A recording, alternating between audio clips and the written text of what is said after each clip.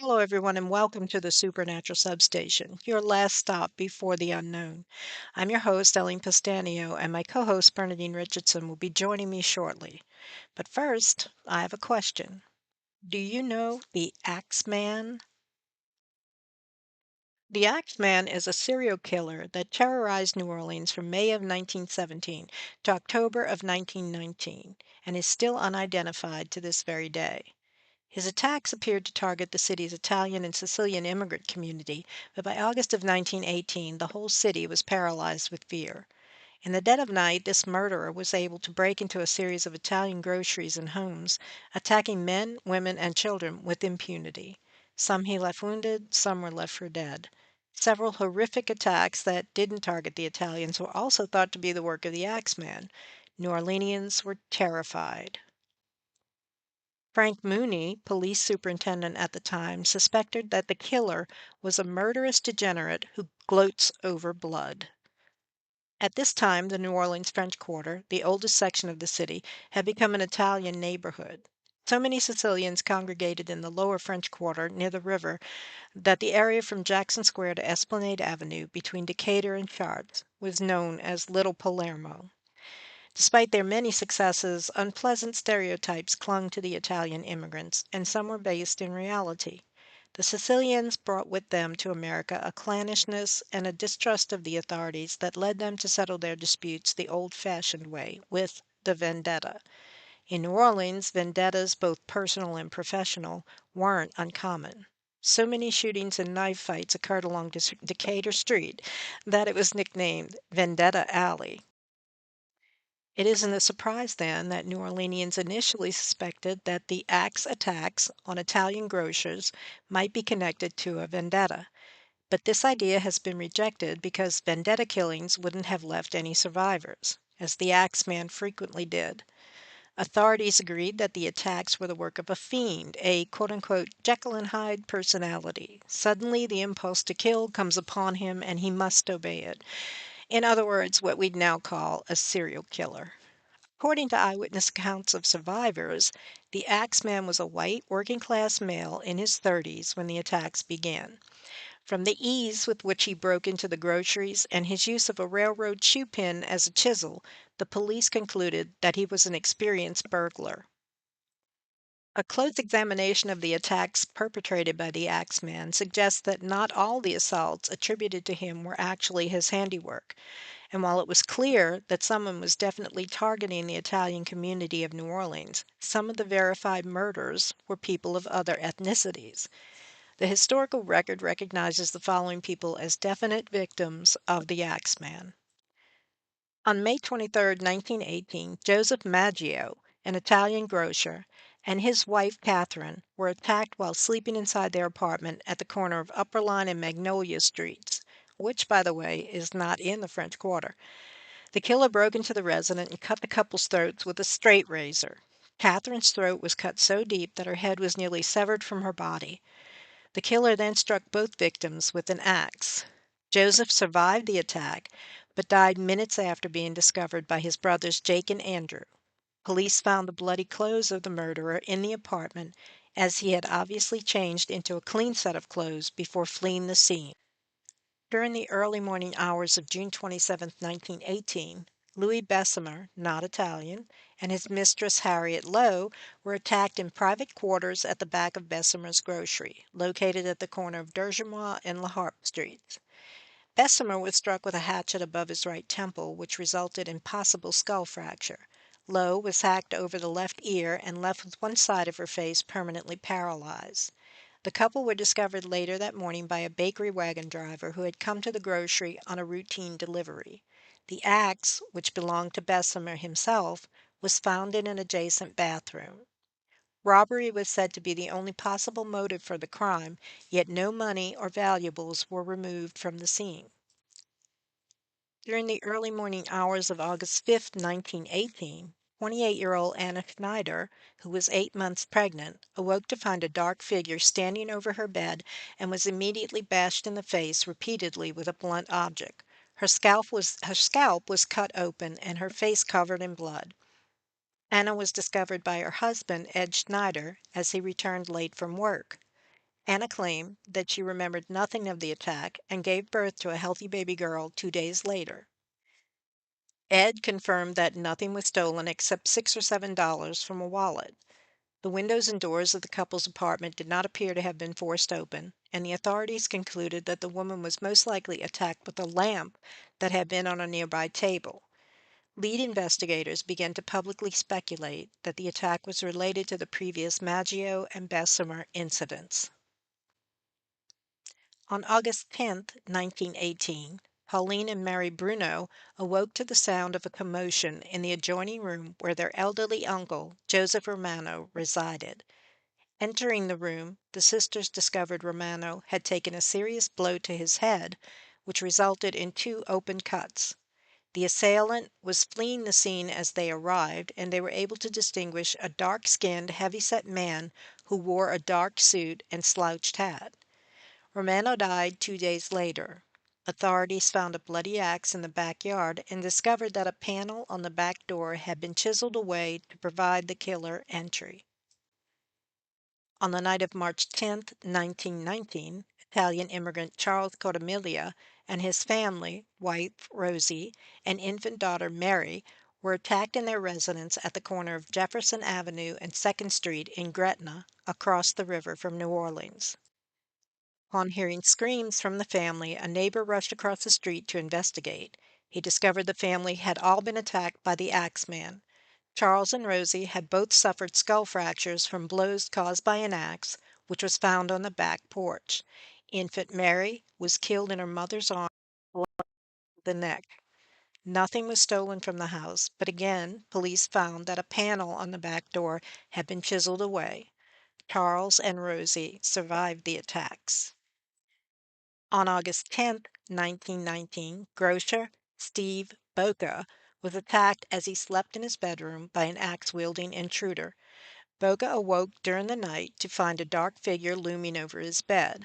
Upon regaining consciousness, Boca ran to the street to investigate the intrusion, but found that his head had been cracked open. Boca ran to the home of his neighbor, Frank Janusa, where he lost consciousness and collapsed.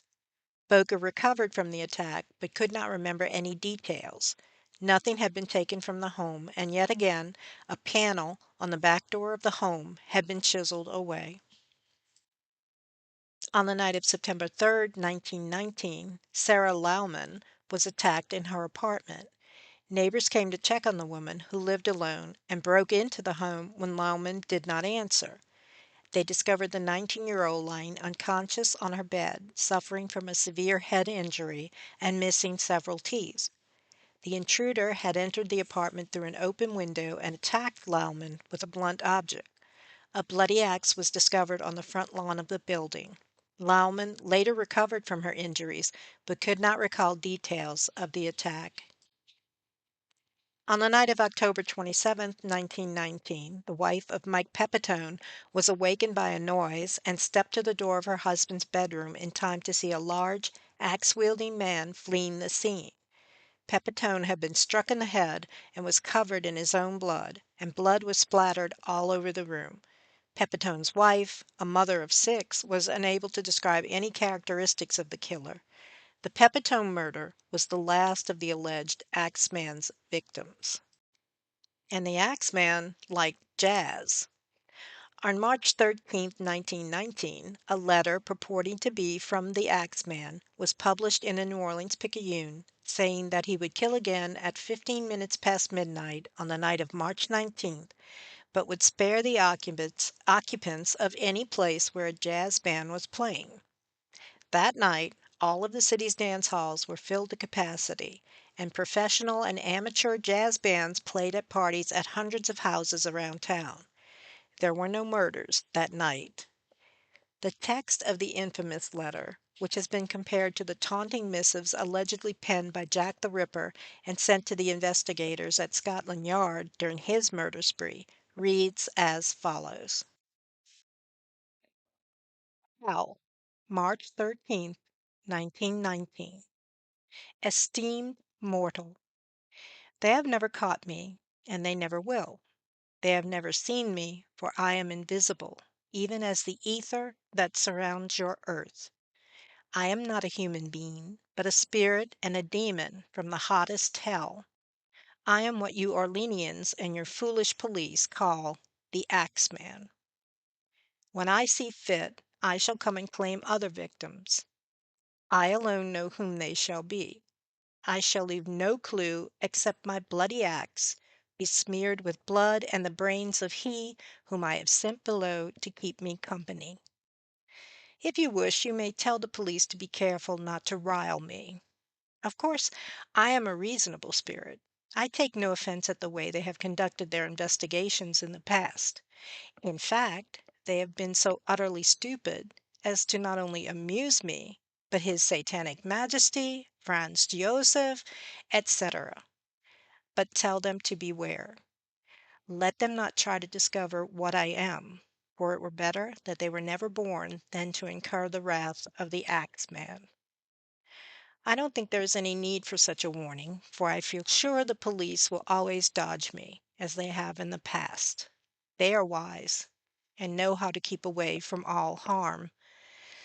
Undoubtedly, you Orleanians think of me as a most horrible murderer, which I am, but I could be worse if I wanted to. If I wished, I could pay a visit to your city every night. At will, I could slay thousands of your best citizens, for I am in close relationship with the angel of death. Now, to be exact, at 12:15 earthly time on next Tuesday night, I am going to pass over New Orleans. In my infinite mercy, I am going to make a little proposition to you people. Here it is. I am very fond of jazz music, and I swear by all the devils in the nether regions that every person shall be spared in whose home a jazz band is in full swing at the time I have just mentioned. If everyone has a jazz band going, well, then, so much the better for you people.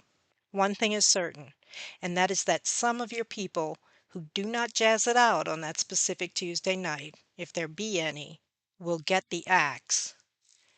Well, as I am cold and crave the warmth of my native Tartarus, and it is about time I leave your earthly home, I will cease my discourse. Hoping that thou wilt publish this, that it may go well with thee, I have been, am, and will be the worst spirit that ever existed, either in fact or realm of fantasy. The Axeman.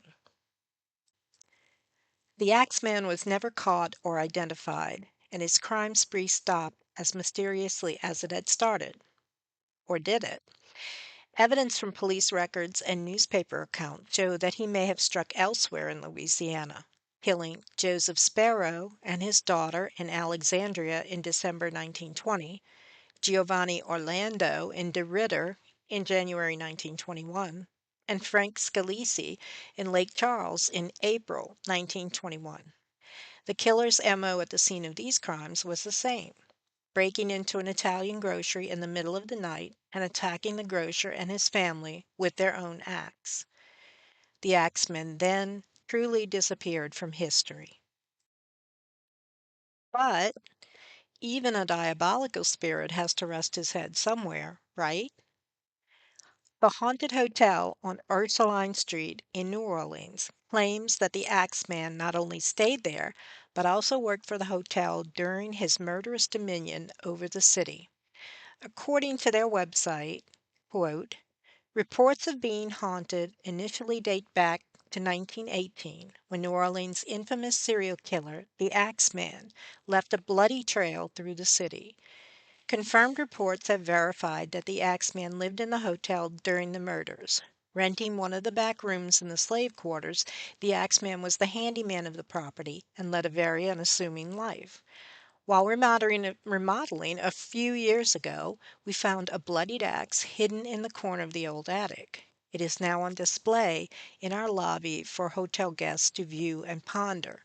Are you brave enough to stare in awe at the Axeman's instrument of death, or, better yet, stay a night in the haunted hotel? Unquote. Well, tonight in the Supernatural Substation, we welcome three people who took the dare and spent a weekend locked down in the hotel that was the alleged home of the infamous Axeman.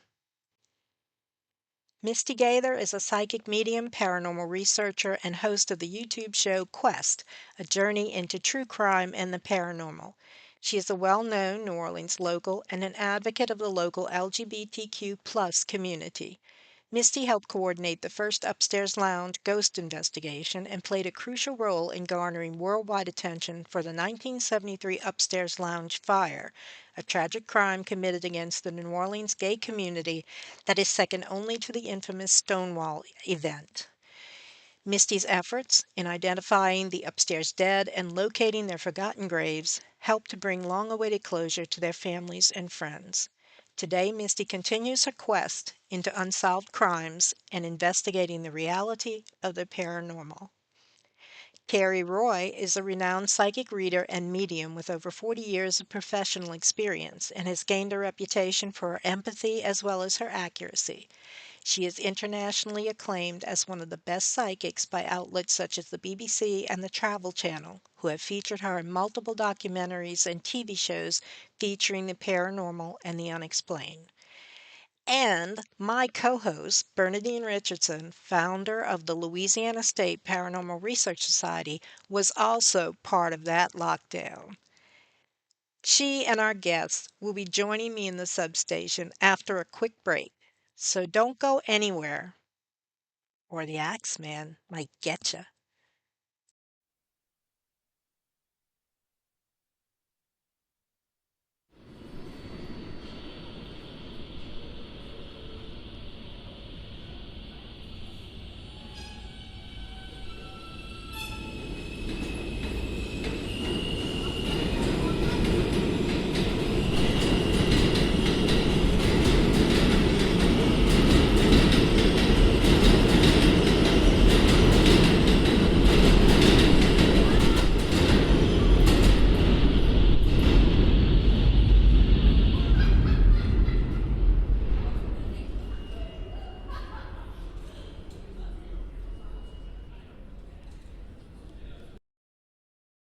Welcome back to the Supernatural Substation, everybody. And with me is my co host, Bernadine LeBlanc. Hello, Bernadine.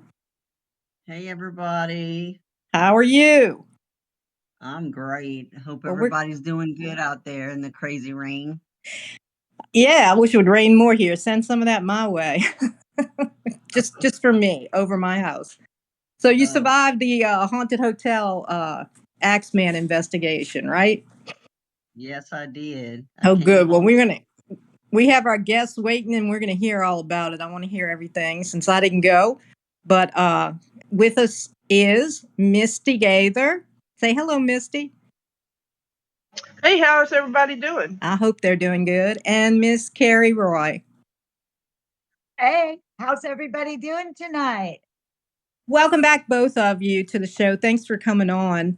And I'm going to just say, y'all had an investigation set up at the a lockdown, basically last weekend at the haunted hotel in New Orleans, and you're in pursuit of the Axeman of New Orleans. So there may be some people who haven't heard the story because we're all local, so we know it. So, Misti, can you tell us a little bit about the story of the Axeman? I certainly can. Now, the Axeman, it happened around, started in 1918, 1919. If you think about it, that was just right after World War I. And all of a sudden, mostly couples, Italian couples, grocery store owner couples, started to be bludgeoned by an axe in their sleep, in their home. And the reason that they found out, they don't know even to this day who it is, but the Axeman of New Orleans, as he's called, he started writing to letters to the newspaper, and they would publish it, kind of taunting the police. And, he even requested one time that people play jazz music.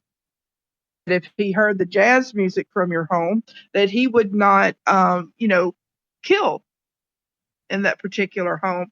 So everybody started playing jazz. And like I said, to this day, they don't know who it is. And that's why that Carrie and I are on this quest to find out all that we can about the Axeman.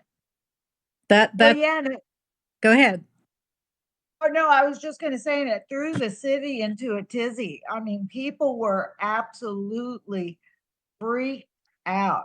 The whole city was terrified and terrorized by Mhm, this axe murderer, mhm. and it was in the papers. I mean, imagine like there was that thing that happened, you've seen probably about it, the Son of Sam in New York, where Yeah. there was this guy that was killing people and stuff like that. This was like that, except it was in New Orleans. Mhm. And but I mean, people were just getting killed and brutally murdered. And so I always think about the time of, when it happened and how scared of people must have really been. Mhm. Yeah, definitely. To know, and New Orleans was small, compared to what it is today, and there was a high concentration. The Italian community was in the French Quarter down on and near St. Philip and all that mostly, but they like were concentrated there in the French Quarter too. Now, Yeah. I have read that one of the challenges that the police had when they were showing up to these crime scenes was figuring out how he got in a lot of the time. And Right. you can tell me if this is like he would remove a panel of a door and get in. Is that what you heard? I did hear that, and if you think about it, when Carrie was saying about the panic and just, the how emotion and everything that was stirred, having to do with the Axeman. And, you think about it, well, that was the time before DNA. That was the time before security cameras. That was the time before all the luxuries that we have now, Mhm. that people didn't know. And all they knew was what was written in the newspapers or word of mouth. And so it was, I'm sure, a very frightful time for everybody back then. Yeah, all day. And these Yeah, go on, Karen. crimes, Go ahead.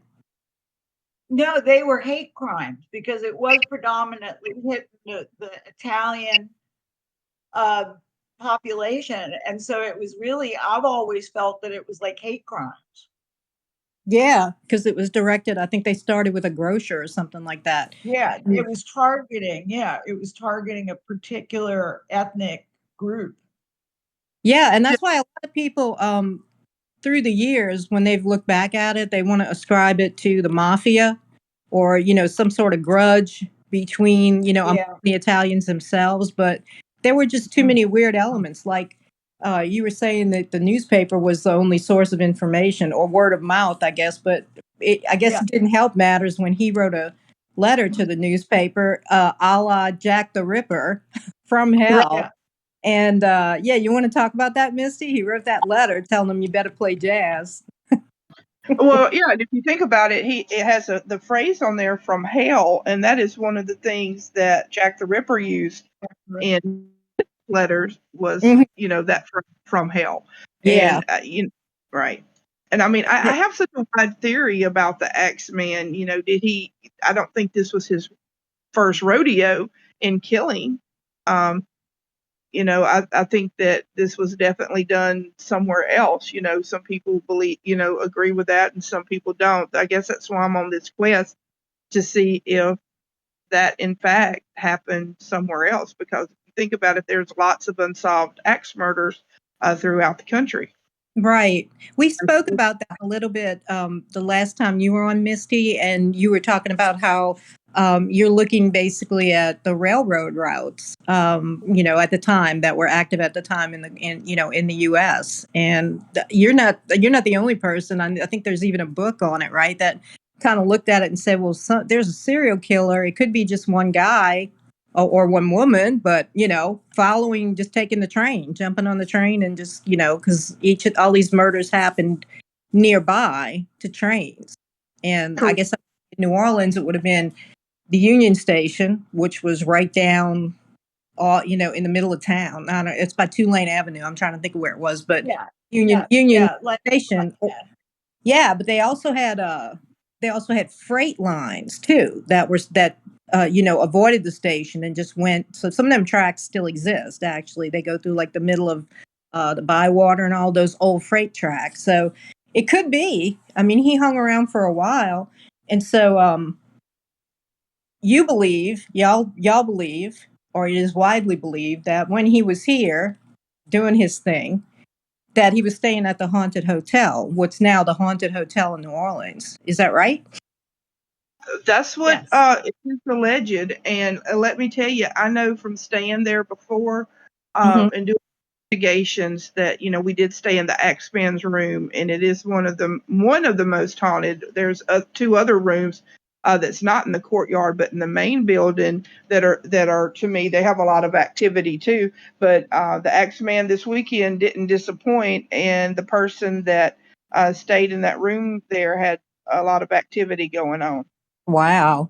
So when they were doing renovations, I think somebody Dean was telling me, or you told me, they found an axe in the wall. Is that how it all started there? Like how the hotel began to connect the axe with the axe man, or was there like just a general knowledge that the guy stayed there before, and then they discovered he hid his axe? Carrie, do you know? You may know more about that than I do. Draw them to the I mean, I've got so many theories about the Axeman himself, but what I feel about the way that the haunted hotel found out about it, right, is because of, right, wasn't there some kind of a document or something? There may be. I'm not 100% sure on that. Now, the axe that they found, In we the wall. actually Yeah.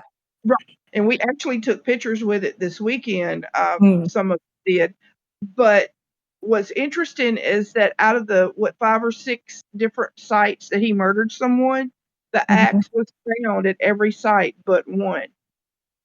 So was So that the axe or not? so he left his axe No, when. Oh.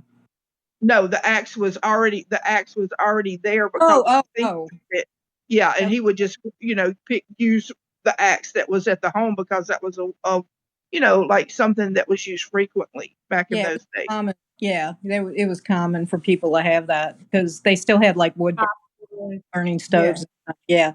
And I mean, he didn't use it. Obviously, he didn't use a weapon. It's always puzzled me, just jumping back a little bit, how he actually got in through.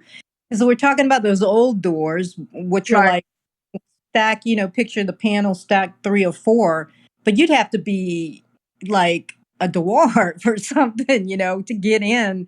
Uh, he pushed out a panel with nobody at each of these locations, except for a couple. I guess I think he went went into a door through the door, but he pushed out these panels and disturbed nobody while they were sleeping and got in their houses. And so that's always looked kind of supernatural to me. Me, I just want to see it, but it's like, how did he get through there? I mean, that's it's just weird, that he would get a full grown man, which is we're assuming that he is, would get into the house like that. I don't know, strange. right, There's also part of my theory is that he didn't look scary. Hmm. Part of my theory is that he didn't look scary, and that in some instances he might have been able to talk his way in like serial killers can do sometimes. Yeah, yeah, it's true. He probably looked just like an average guy. You I know, think he did. I really do. I feel like he looked like a regular, there have been ideas that he himself was Italian. I don't think that at all. I really Mhm, don't. mhm. I don't feel that he was Italian. They tried to blame it on to try to throw it on somebody to blame, and so Yeah, they were to blame, that's how they yeah, did it blame. with the mafia doing it, and they were killing each other. They didn't like the Italians at that time. No, they sure did. Yeah, No, they sure did. I mean that's my family on my mother's side is Sicilian, and they would throw eggs and rotten food at them and stuff like that when they were coming off the boat and all. So they didn't like them, they didn't trust them, Yeah, and nope, they sure did. so they. And I think it was a hate crime. I really do. I feel like the person that was the axe man looked down on them. Hmm. Yeah, because And uh, they yeah, they asked people. Now I'm just going from things that I've read. They asked family members or people related who knew the victims were they fighting with anybody? Did anybody have a grudge against them? And the answer was just basically no. No, they couldn't imagine who it would be that just came in and killed these people, for no reason. So it's bizarre. And then it just stopped, just like the Jack the Ripper ones did, the murders did. It just stopped. And there weren't any more, unless it was copycats. So y'all got together at the hotel and y'all did a lockdown over the weekend. And I know you had three days, and Bernadine was at the one on Friday. So what were y'all looking for there? Y'all were trying to communicate with him, or trying to get more information, get him to come through, or what was Misty? You go first. All right. Yeah. I mean, it was just like a joint effort. Everybody was there for the same goal. Um, you know, just trying to find out more information, maybe getting some kind of evidence. And I believe that some people are still going through things that they have filmed. And hopefully that we got some, some phrases or something that might help in our journey to find out about the Axeman. It was just a weekend of getting to be on the site and to try to find out more, with people with different gifts. We had, psychic mediums, past life regressionists, just Reiki masters. We had such a variety of different people that were there, paranormal teams, and just really great, and I was hoping that the energy that was there, from everybody, that it would really draw him out, and maybe we could find some answers. Now, Carrie, go ahead. Carrie, when I took people on tour, I always showed them the room where you had stopped, and you would not, you refused to go in. Carrie and I have filmed there, twice? Yeah, 2 prior investigations, yeah. And so tell us about that, Carrie, because you may hear my dog's chain in the back. Because you were talking about that a little bit before we came on, but tell us about this room. Well, I guess what it is like I'm in my 60s now, and I don't go into danger areas willingly anymore. I let the youngins do that. I really do. Like, if folks want to go for the chills and thrills, but I don't do that voluntarily anymore. And so I did a couple, we were in a lot of other parts of the hotel, but there's that one particular area in the back, in the courtyard, and the bottom part all the way at the end. And I felt like I was like walking into Amityville Horror. I was not, I heard it say get out. It didn't say get out, but it might as well have said get out. And at this stage of my life, I listen. You know what I'm saying? Like, no, I'm not going to put myself in a place where I am really being told to get, what out of there. And so I felt it felt like somebody was, like kicking towards my solar plexus. And so it felt unwelcoming. It felt really threatened, and it's like if somebody gave you a basket of snakes and said, do you want to put your hand in it? You wouldn't do that, would you? No. And that's how I felt about that particular room. Do you think that's connected to the Axeman, or just some other? Because it's been a long time. Absolutely. It's right beneath the room, right, Misty? Isn't it beneath the room? I was exactly going to say that it is directly under the Axeman supposed room, is that room where Carrie, just could not go in. Yeah. Like, I have yeah. No, I'm sorry. Go ahead, Carrie. I was just going to say that, that it was like when you meet up with spirits that did horrific things, like this guy was a psychopath, right? That it's a type, right? The psychopath. and they kill and they don't have any conscience, and it leaves an energy, and they don't like being discovered. When you realize who they are and what they're doing there, they Mm-hmm. don't particularly like that. They don't, there's pushback on that. Mm-hmm. Yeah. They're Well, like, yeah, they don't like to be seen. yeah, or you're right, and exposed. Yeah. Because they're still looking at it. They're still in that consciousness of, I've done something and I have something to hide, right? And now this person knows everything about me, so that they're going to target you just to drive you away, so you don't know their secrets and all. So Oh, yeah. Yeah. let me go to Dean. Dean, you were there on Friday, and you participated in some of the investigations. And so, what was your impression of it? Well, there was one room, it was on the top floor all the way to the right. Is that the room we were speaking of? I remember when we were there, Misty, we had quite a few people in the room, and you had an app going on your phone, and we were asking questions. Well, one lady was asking a question, and she's actually Italian, and the response on your recorder said Dago. I was just It, gonna Oh, say that. wow. I was just gonna. Remember that? yes, And I that's remember. like for Yes, people that don't know, Wow. that's like a racial slur towards Italians. Yes. Italians. Yeah. But you know what? I was completing your thought, and when you said it said, I thought my mind said Dago. Is what it said. It said Yeah. It I'm did. ESPN over here.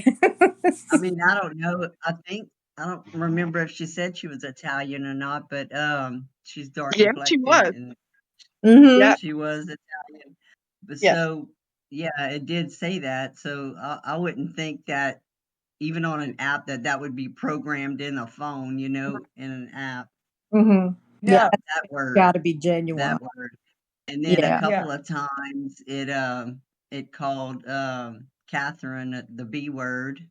Mm, that's your wife, Misty. Yeah, so Yeah. My wife, yes, yeah, she was leading the. Yeah, yeah, it did. yeah, we had a little entertainment there for a while. But No doubt. yeah, we also had Sid there Sid. and Yeah. yeah, Sid Patrick, and he picked up quite a bit of things Mm-hmm. about the Axeman and other spirits in the whole hotel. He actually seen my grandfather next to me, Oh wow. but we felt a lot of stuff throughout the hotel in different rooms. Well, But I'm. yeah, Mm, he picked up a lot of stuff about the Axeman. mm. Well, I'm glad he saw your grandpa there. Your grandpa might have been there to protect you from what was going on. You know. Yeah. So maybe he showed up for that. So that was Friday night, and Sid was there, and I know you didn't participate in the rest of the weekend. So Carrie, you went on Saturday, right? No, no, actually, I didn't go this time. I was supposed to go, and I ended up having to do some events for Tales of the Cocktail that was kicking off Oh, this okay. weekend. So, Mhm. but I've done the two events the two investigations with Misty prior to this, and Mhm. so I'm pretty familiar with the activity of the building and the spirits that are there. Mhm. It's pretty active. It really is. It's a really active spot. Oh, I Well, did have one piece of activity that happened to me personally. mm, what? Whenever me and Sue, the lady that was sharing a room with me, we went up for a break from the investigation, and she felt static on the wall in the closet area. In the closet area of every room, they have a painted Axeman. It's like a Oh, big black, wow. Yeah. uh, it's a big black silhouette Never- painting of an Axeman. Well, when you put your hand towards it, you could feel the energy. Really? So I was just I said, "There's nothing in here." Well, right when I said that, the light went off. Oh, wow. Now the switch is still on. Mm. It's a light switch. It's still on, but the light went off and then it came right back on. Wow. So what I did is I kept my EVP recorder running overnight with Mhm. the closet door closed to try to pick something up. Mhm. But we did do an EVP session in there later that night. So hopefully we have something. Oh, you haven't looked at the evidence yet? You haven't listened to it? No, I haven't got to listen to it Yeah. yet. Okay. I guess it's going to take some time. So, Yeah, that's um, a whole night's worth of recording. yeah, and you may be picking up other spirits and stuff like that, because I mean, it's so much history, so long. The building itself has been there. So, but Yes. so Misty, you were there in the lockdown all weekend. So, did you get scared by anything? Did it go as you expected it to go, or how do you feel about it? Like you made some progress toward the identity, maybe pinning him down. Well, I tell you this, when Carrie and I had investigated there before, I was sitting at my desk. This was like, what, a year or two ago, Carrie? Mm-hmm. Okay. And I was sitting at my desk at work. All of a sudden, I got this name, very strong. This was the day of the investigation. So I wrote the name down, stuck it in my pocket, went on to the investigation. Well, I believe that for that particular time that I know we were in the Axeman's room, and Carrie and I were on camera talking, and I had asked her, "Hey, have you gotten anything about the Axeman, his identity?" And she was telling, how she picked up the letter R. Well, I reached in my pocket and I pulled out a slip of paper, and it says Robert. Mm. Okay, this weekend, and I don't know, I think you were with me, Bernadine, if you'll remember. We were asking it about Bob, or like Robert, and it started saying Bob, Bob, Yes. Bob. Do you Yes, remember I that? remember that. Mm. Yes. And it said Robert a couple of times. Now, is that the Axeman? I don't know. Is it a spirit that is just hanging out there? I don't know, but I did think that it was kind of interesting because Carrie and I picked up on that when we investigated before, and then the same name is coming out. Mhm. I think it was the Axeman. I really do. I think it was the Axeman. I think the Axeman was like middle America guy, Yes. Robert, Bob, something like that. Mhm. Farm, somebody who had experience on farms and stuff like that. I Mhm. think the guy, yeah, I can go into my theories about it, but I think that Bob and Robert, I feel like in all of the instances, it seems the information that we've been getting about him when we're looking for him leads to something with that R, Robert or Mm. Bob or something like that. Wow. Yeah, I mean, Now, go I'm ahead. sorry. No, go ahead. Um, there's a story that happened to Carrie and I also after we had investigated there. I was doing my show. We were on location at the Vampire Cafe, and Carrie was one of my guests. And she's talking about our investigations of the X-Men. Well, as she's sitting there talking, and as soon as she started talking about the Axeman, the Mhm. light fell and hit her. Oh, wow. Oh, It hit her. It hit you, Carrie? Yeah. Wow. Yeah, I mean, like we had to Yeah. stop production a little bit because it was like one of those, the lights that you have set up when you're filming, and it Wow. and it literally hit her as she was talking about, our investigation and stuff. Now that was over the Vampire Cafe, not at the haunted hotel. Correct, but No, we were that talking about haunted hotel. vampire. Mhm. Yeah, which brings me to my theory that I believe that investigation for a while that he kind of followed both me and Carrie around. I was just going to ask you that. Yeah. I was going to ask if you felt like he attached to you in any way. I think particular with me, that he did, and I had to go through like a cleansing, which I made sure this time I did it, and so yeah. Well, yeah, he's calling Cat a bitch. I mean, you don't want him calling you. Right. No, I didn't call her that now. No, I mean, if he's doing that, you certainly don't want him following y'all home. So No. But yeah, Carrie and I, we definitely have a history with the Axeman, and yeah. That's wild. it's it is. It's just one of those, I really believe in the theory, of Carrie stating it's not a theory. I believe what she says, and about how a farm boy and all that. And I really feel like in some way that the Axeman murder of New Orleans is related to the Villisca Axe murder that happened in 1912. I really do. And if you think about Iowa, Villisca, Iowa, what's around there? Farms, Yep. railroad tracks. And is it the same person? Or, I mean, if you really want to get in the weeds with it, is it the same person, or is it the energy or the spirit that's orchestrating these murders?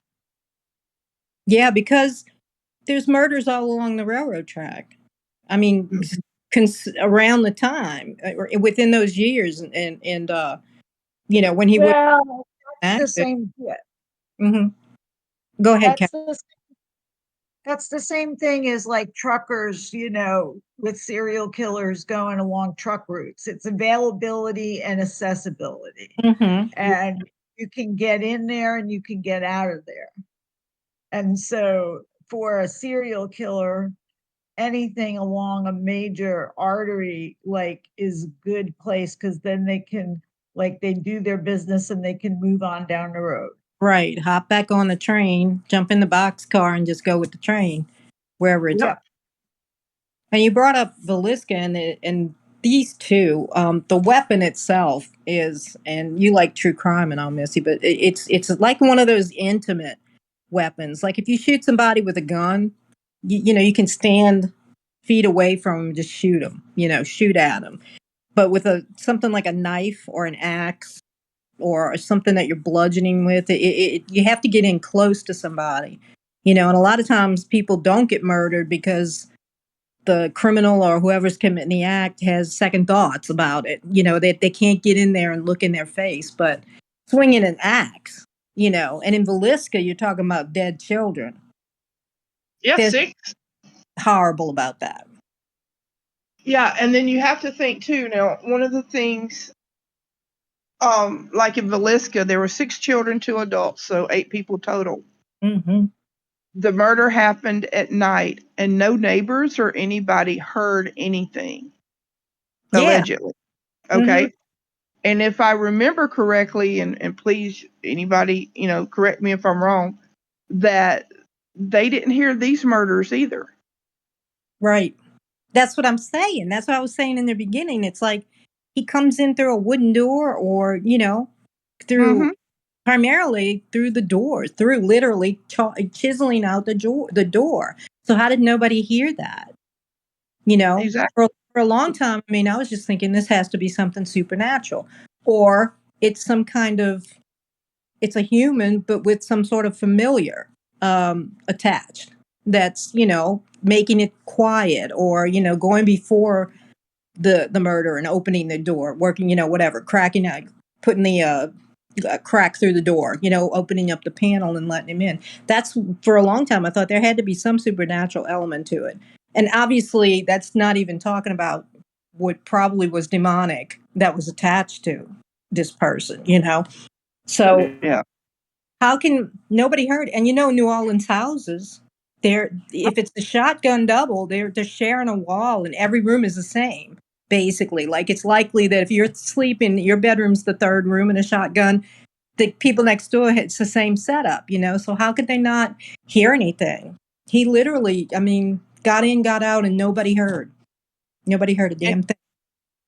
Exactly. And then, you have somebody swinging and the act and whatever, it's going to be some noise, the impact, the Yeah. relief.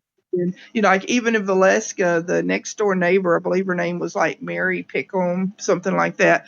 Mhm. And even though she was in another house, it's in pretty close. Like the houses were close, and so for these people not to hear anything, I just, That not only that, people that live today, like unless you go, you're used to going like in really rural areas off in the distance. They don't know how quiet life was. You know what I mean. Even in the city, there was no street noise, no interstates, none of this ambient noise that we're like so used to today. So No that woman TV, no living in that house AC. next door to Valiska, the Valiska house, she should have heard everything. Really, I mean, because it's that quiet. Something should have woken her up. The screams or something like that. Same thing with the Axeman. I mean, it's so quiet that it's just I just don't. It's one of the ones that's just ponderous to me. And there were other murders, I think, Misty, that you've been looking at, like in other areas of the country that you kind of think may have been connected. Oh yeah, possibly even some here in Louisiana. Like it started in around 1910. Hmm. Um, you know, and it's funny. After the murders, the axe murders, even if they have tried someone, they all disappear and they don't know what happened to them. So you think the axe man, so just pretend it was just him. Hmm. Then, you know, no, we don't know who he is, right? All Right. right. Then you have that, what was her name? Clementine Bernadette, the other axe murderer who murdered several people before the Axeman in New Orleans and around the, what was that, Lake Charles, around that area too. Right. They let her out early, Hmm. and no one knows to this day what happened to her when she was released from prison. All right. You Hmm. have Valeska. They tried someone, the Reverend George Kelly, right? They Right. found him innocent. Guess Hmm. what? When he got through, could not find him. They do not know what happened to him either after the murders. That's wild. Like they're disappearing into thin air. Yeah, like no record. Like the family don't, like nobody, like don't know where they're at. That's bizarre. Really. Hmm. So who knows how many murders? Because there were similar murders like up the East Coast and stuff. So, And was the thing, I'm sorry, go what, ahead. Misty, finish what you were saying? No, go ahead. I'm sorry. Carrie, I watched Dead Files once, and Amy Allen was the psychic. She's not on it anymore. And they did the Lizzie Borden house, and Yeah. she did her walkthrough, and the way she described it was it was a fragment that was the evil part that caused Lizzie, excuse me, to commit the murders. That it had broken off from her psyche or from her spirit, and because she moved and went to live in another area and lived a long time, and Yeah. never was, never was Yeah. did Kind anything of, again. yeah. So Amy was like going upstairs to, there's all kinds of things, like there's probably, abuse and a history of abuse and everything. But, she said, the guy that's with her says, "What are you looking at?" And she says, "I'm looking at this thing that is the thing that did the murders, but it stayed in the house." She said, Lizzie's not here. Lizzie went on, but this thing stayed in the house. So that do you think that could be with the Axeman? Because like the room that you can't go in, could it be that thing, that made him, whatever it is, the thing, we'll just put it in quotations, that made him do these things, that stayed? Because he could have gone. I mean, I don't, in other words, why would he be haunting just that hotel when he's probably done stuff elsewhere, so can come and go. But maybe it's the thing that did it. What do you think about that theory? Well, I mean, it's definitely a theory that's interesting about, fragmented spirits and stuff of people's psyches. Hmm. Um, I definitely felt like I was connecting with the conscience of the Axeman that was like raging, and that's what I felt it was. It was like Hmm. walking into the mindset. So it could have been what caused that to happen, but what I was experiencing was definitely kind of something like a profiler might experience, tapping into somebody's a serial killer's mindset and psyche. Mm. It's dark, it's angry, it's raging, it was all of what was inside of this person that came out and did the terrible acts that they were able to do wherever they did them. Right. But it could also just be what it could also be an imprint of the energy that this guy had in him, Hmm. and that would remain in the space itself, Yeah. Yeah. regardless of what happened to the person's spirit. Yeah. Because he would be there, he would stay there. I mean, that was basically where he lived. So he went back there. So you're right. That could, and like Misty, the axe murder house in Villisca, whenever anybody goes into it, they say the thing is still up in the attic, and they interact with whatever it is. They want to say it's the murderer, but after I heard that theory about like Carrie says, fragments of personalities that just as that's kind of what I think might be happening. Yeah, and it's not really a demon, but it's like this horrible nature, thing. I don't know. I can't explain it. I'm having trouble. So, what do you think about that, Mystic? Well, I mean, are you thinking like an elemental or something like that, or just like a different? Something. Well, I like think more like a thought form, yeah, yeah. There you go. I maybe can find the thought words. form. Mm-hmm. Okay, all right. There are ideas of things that are thought forms, which Yeah. is that if you put all of your energy into a single idea, that Mm-hmm. it almost takes on a life of its own. Yeah. Yeah. Right. And so this thing, whatever it is, this thought form is what made just average Bob from the farm, made him into a murderer, and not just any kind of murderer, a really grisly murderer, because you pick up an axe, you mean business. With that, I mean, it's just one of the worst ways to die, unless they hit you right the first time. But yeah, and I mean, in each of these places there seems to be some remnant, left behind of the thought of it, or the thing that caused it to a natural, normal human being just to act just totally demonic, So, are you going back, Misty? Are you on a quest to find the other ones, or are you going back to the haunted hotel for more, or what's going to happen? Yes to all the above. Road trip. I do. I do want to go back, and I have a road trip that hopefully next year we'll get to do for the journey to continue about some axe murders to Mm, find out what happened. that's good. That's great. So you're going to go to Villisca.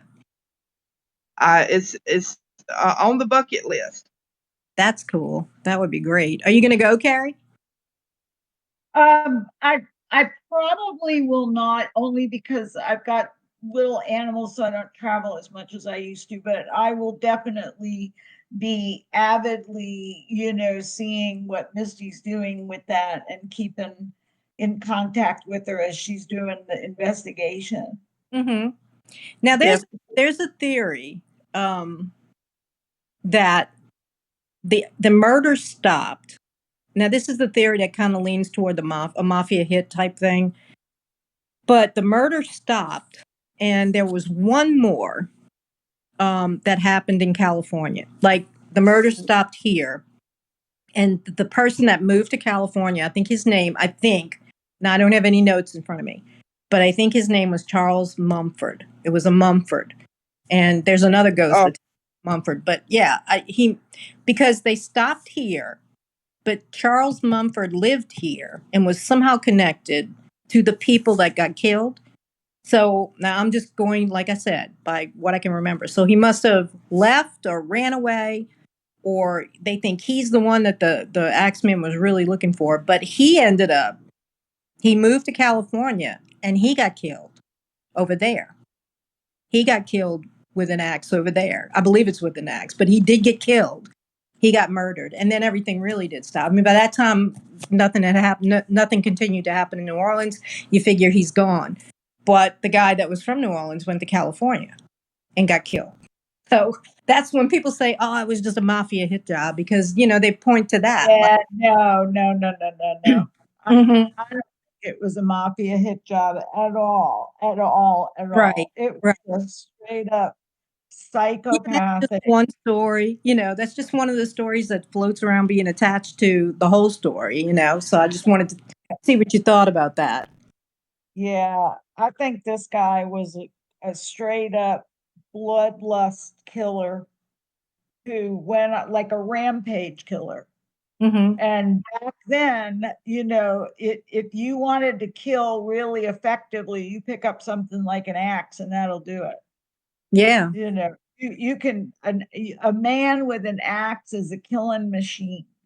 yeah. Because even if you And survive, you yeah, won't probably don't survive long because he's gonna somewhere hit a major. I mean, you're gonna bleed out at some point, or you're gonna, yeah. absolutely. And he hits. And you can move an axe in your hand. You can move back and forth and hit somebody so many times that you will definitely hit something that's going to kill them. I know, yeah, and that's what's so horrible about it. I won't even have hatchets and axes around me.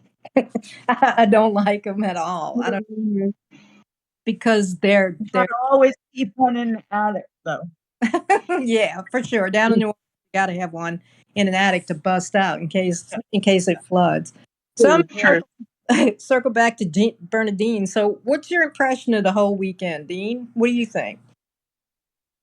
Oh, I had a great time over there. Met a lot of awesome people. Like Hmm. Misty said, they were from different types of things, from mediums to Reiki to uh, past life regressionists and Hmm. on and on and on. That's why. It was awesome.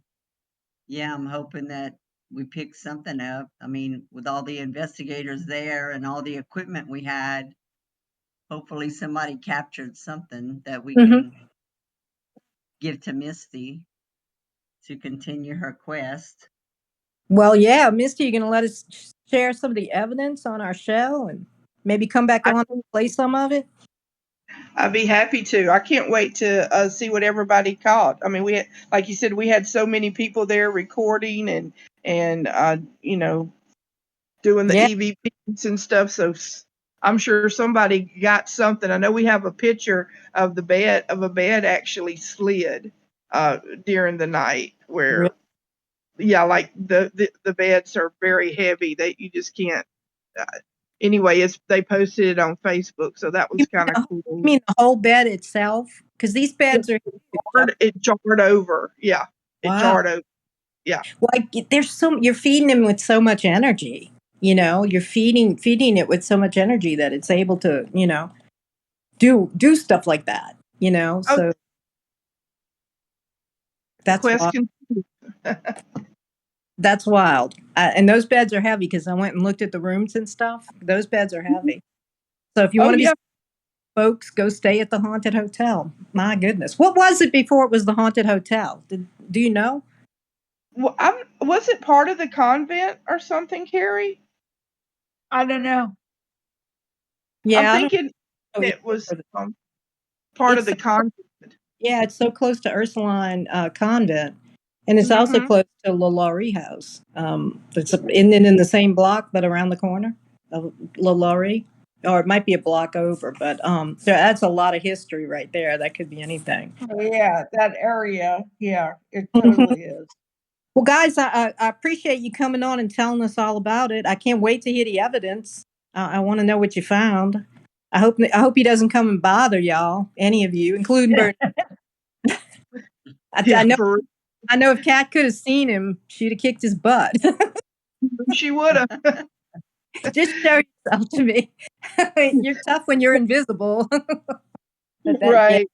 Well, I appreciate your time, and we'll be, looking forward. I can't wait to hear what you get. You too, Bernadine. I can't wait to see what you got in EVPs. Y'all have to have some good evidence with all that going on. So, but I do appreciate you taking your time and filling us in. So, on the haunted hotel investigation, in pursuit of the Axeman, and I'm going to be following your pursuit because you're going to be I putting it up on your channel, right? know it. Every step of the way is going to be on there. I appreciate you, Bernadine, and Elaine for inviting me on the show. Get to be a guest with my bestie, best Carrie Roy, and I do Mm-hmm. appreciate Yeah, Yeah. yeah. Thank What you she so much, Carrie, said, for I think taking the same time. thing. Yeah, thank you for taking time to be on. And Misty, you can come on anytime you want. You both can, but you can come on anytime you got time and you want to talk or whatever. That's fine. I'm anxious to see what y'all got. So, you have your YouTube channel and it's called Quest. Tell me the whole title. Okay, it's Quest, a journey into true crime and the paranormal. You can go and subscribe at Quest 504. Okay, cool. Yeah, you just put up I was talking to you in the comments. You put up a true crime of one of the unsolved crimes in New Orleans, one of the worst ones. I remembered it when you put it up. I was like, I remember that. I remember hearing about it. For those of you listening, it was the death of a man who was just run over by a car and dragged. I didn't know it was 6 miles. Okay. And I tell everybody, go over to Misty's channel and look at it. It's a short video, but it's chilling because you show the map. And now, the guy was waiting for a cab down at Decatur. Is it Decatur and Dumaine that he was waiting? And somebody, it was New Year's, but it was like 3 in the morning. Go and watch the video because New Orleanians, anybody, I hadn't forgotten about it, but I hadn't thought about it in a while. And then seeing you and you put the map of the whole route. I don't know how that man stayed under that car that long. I just don't know how, but I hope that you can solve it or find the guy, because Misty has the mugshot up as well. So everybody listening, go look at it and check it out on her channel. So all right, Appreciate ladies, well, I'm going to cut you loose, and I thank you so much for joining us, and you're welcome back anytime. Thank you so much. Thank Appreciate you. y'all. We'd like to thank our amazing guest, and we hope you enjoyed tonight's show. If you have, please give us a like and a share, and please consider subscribing to our channel. We'll be back soon with another great guest. And as always, thanks for listening, and good night.